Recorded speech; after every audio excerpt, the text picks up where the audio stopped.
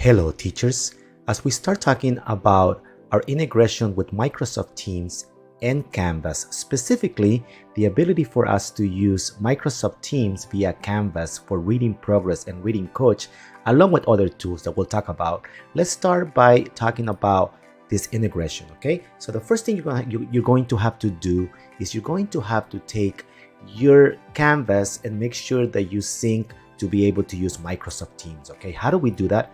Very simple. I'm inside of my Canvas class right now. And what I want you to see is that I want you to go to settings. Okay?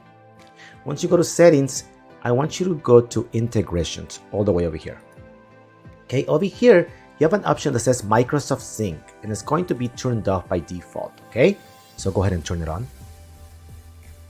Once you turn it on, go ahead and click Sync.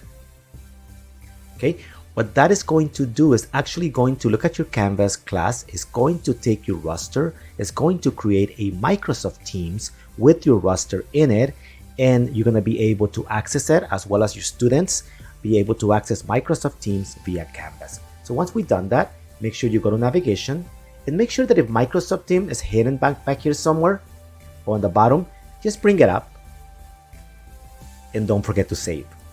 This is how your students are going to find or going to reach Microsoft Teams. So notice that now Microsoft Teams is in my course navigation right here, okay? Go ahead and click on it.